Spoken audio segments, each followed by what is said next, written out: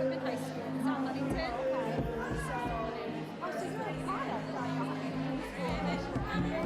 Well, there's With me, I'm Christine Keller, Executive Director of the Children's Sangha, and I'm also an adjunct college professor here at SUNY Old Westbury, teaching within history and philosophy, as well as in first-year experience. I would also like to thank tonight a few people, SUNY Old Westbury faculty, staff, and students who enabled this event to be possible, our wonderful community partners, many of whom I've been working with for many years, who have been raising awareness, educating, and taking action on behalf of our kids. Tom Ryan as well, who was our musician for the evening. Thank you, Tom, for the beautiful music.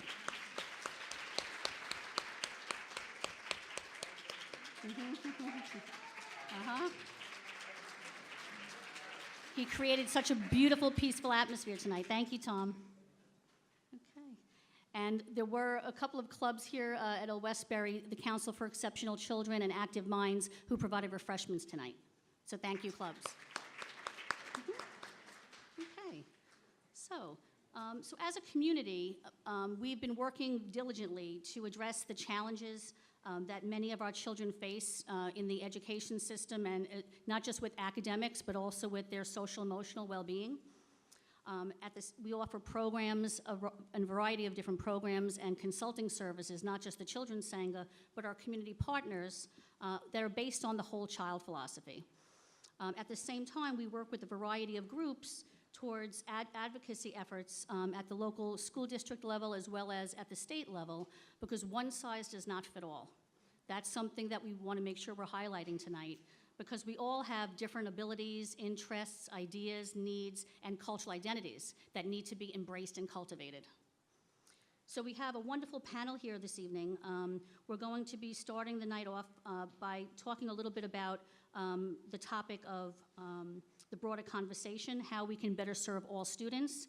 And we're also going to define the term 2E, because as I mentioned, we all have different abilities and needs, but kids who are twice exceptional can really help us to see more clearly as to what is and isn't working in our systems today. So without further ado, I'm going to introduce Dr. Laura Anker, who's the Director of First Year Experience, as well as Distinguished Professor of American Studies. Thank you. I'm really honored to be here, and thank Christine for all she does for our program. Old Westbury's first year program is really unusual and wonderful, if I can say that. We begin with a course called The Ethics of Engagement, in which we stress ideas of social justice. Old Westbury has, we call it a historic social justice mission. The college grew out of the movements of the 1960s, the civil rights movement, the women's movement, all those movements in which we tried to create a more just and, in our words of our present mission statement, a more just and sustainable world. The first year program in the first semester, students take this course, which is kind of based on ideas of social justice and ethics, and they do readings beginning with Plato and going all the way through to readings on sustainability. And in the second semester, our students all take a course called Community Learning, in which as part of the course they volunteer with not-for-profits and governmental agencies. So they're really out there learning from the community. Because at Old Westbury, we really believe profoundly that the goal of an education is not just academic, it's also ethical and it's civic. That really, education is the foundation of a democratic society, and what we want our students all to do is to be actively engaged. And I tried to think how that really connects with this. And I wanted to read you just a couple of sentences from our mission statement and say how I think it does connect. Our mission statement says, in an environment that demands academic excellence and offers close interaction among students, faculty, and staff. And I think that's a very special thing about Old Westbury. I used to say that we offer an elite education in a democratic environment. I went to a small liberal arts college, and what was wonderful about it was that real connection that I had with faculty. But then it goes on to say, Old Westbury weaves diversity and intercultural understanding into the very fabric of its liberal arts and professional programs. Our endeavor is to stimulate in students a passion for learning and a commitment to building a more just world for humankind. And I started thinking about that word diversity and how that really connects to what we're talking about here, which is that one of the hardest things for all of us to really learn is what it means not only to be a diverse society, and we brag all the time, and I think it is what makes the United States a great country, is that we are the most pluralistic, diverse country probably in the world. People are here, different ethnicities, different religions, all of those things. The United States was a nation other than the native population or the indigenous population in which people came from all over. But diversity also means difference, that we're all different. And we used to talk about tolerating right? We need to tolerate diversity. And we all know that toleration is not what it's all about. Right? That really what we all need to do is respect diversity, is respect people who are different from ourselves, and to go further than just respect, that we want to cultivate that difference. We don't want everybody to be the same. Everybody comes with different ideas, different abilities, different things that they do, well, different things. And we want to cultivate those strengths, right? And that I think that's what this is really about, that we often look at people who are different in education, and instead of understanding that that difference has all kinds of exceptionalities, and I really believe that everybody is exceptional. What we need to cultivate is what's exceptional in them. And that instead of looking for those differences as strengths, we often see a we and a they, right? And this is our strength, and they have to be like us, right? Or they're not, you know? And I think that's what's really important about this, that a democratic society needs everybody for the creativity and the things that they bring to it, and that we learn from people who are different from them, and that we need to cultivate. And that's what education has to do. I profoundly believe that our democracy is really based in education, that without strong public education that everybody has access to, and that we're not a strong democratic society, that not everybody participates, that we don't have the benefits of all the things that everybody has to give. And that means that it is our obligation as educators at a university like Old Westbury, in public schools, to do everything we can to develop modes of teaching that really bring out everybody's strengths. And I just wanted to end with a kind of personal story, which I was thinking about with this as well.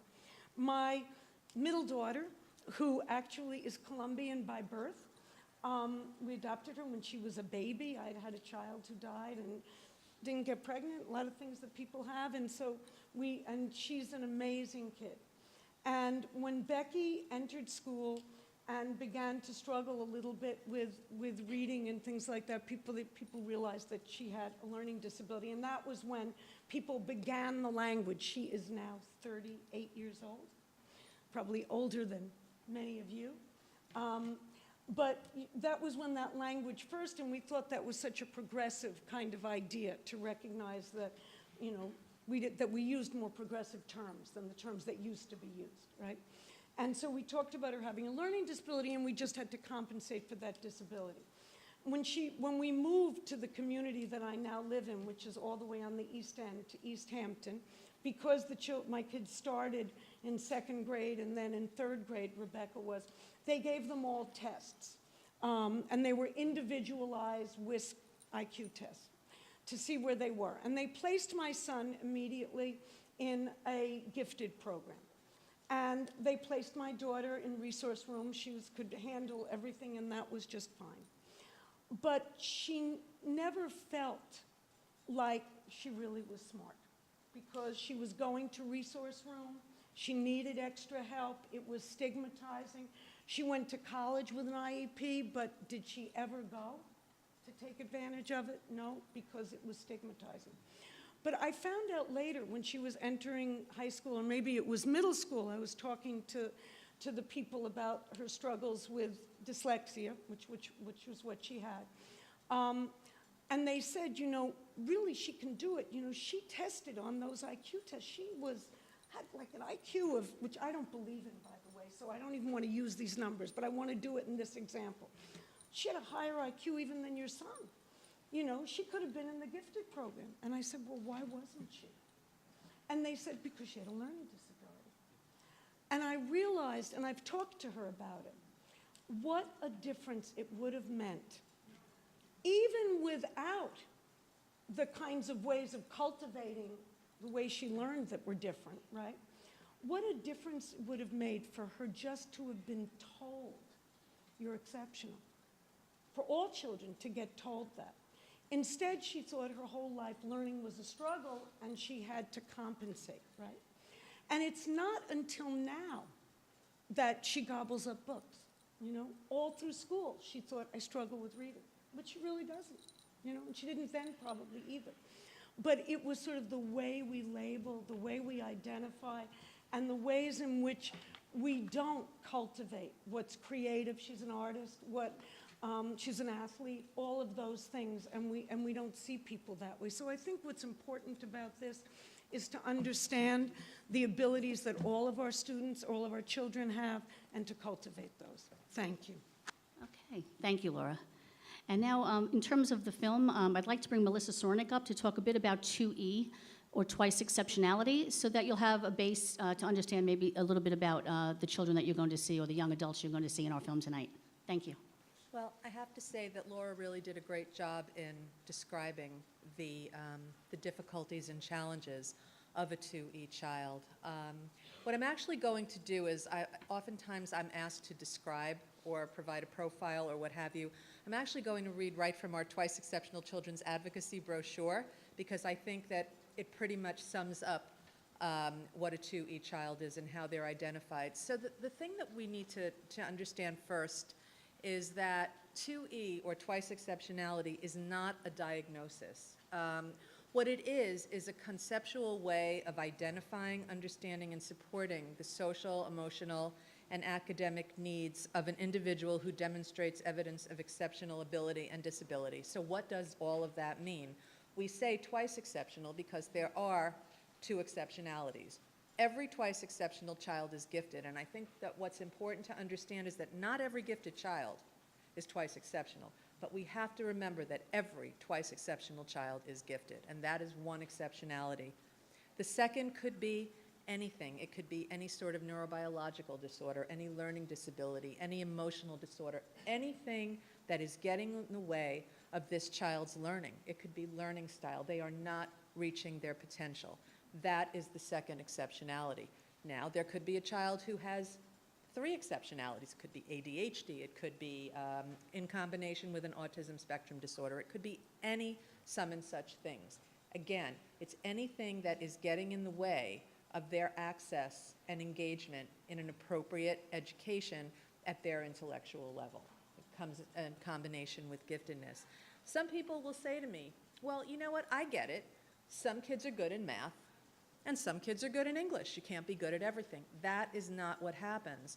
The way it typically happens is that you've got the strength and the challenge are so interwoven. For instance, a child who has all this creativity and can create stories and can tell you the most amazing stories, but if you ask them to write that story down, they can't do it. They can't collect their thoughts. They have difficulty with their fine motor skills in writing or organizing their thoughts on a piece of paper. So they get the concepts in math, but they can't do the computation, and they get pulled back because they can't memorize their math facts. So those are the kinds of tightly wrapped strengths and challenges that we're really talking about, and they create a very unique and challenging experience both for the children and for those that are educating them. So again, skill development of twice exceptional learners is typically uneven or asynchronous. 2E students demonstrate superior ability in one or more areas: specific academics, intellectual ability, creativity, leadership, visual or performing arts, and one or more social, emotional, or academic challenges, again, caused by a neurobiological disorder, emotional, sensory, or learning disability. Twice exceptionality can also be difficult to identify because most 2E individuals use their strengths to compensate for what they can't do. I hear parents say, they talk to the schools, and schools saying they're fine in school all day. They hold it together all day, and they come home, and there's the meltdown. Or there are those that are okay at home because a different set of demands are placed for them in school, so they're melting down in school. But they're working so hard to compensate. Laura, I'm sure with your daughter, dyslexia, I have a little guy in my practice who's 11 years old. When he was in kindergarten, he was the only child that wasn't able to read in his class, and his mother did a very brave thing. She said, "You don't have to go to school," because she saw his self-esteem just plummeting. He stayed home for a year and taught himself how to read, and he is a voracious reader now with his dyslexia.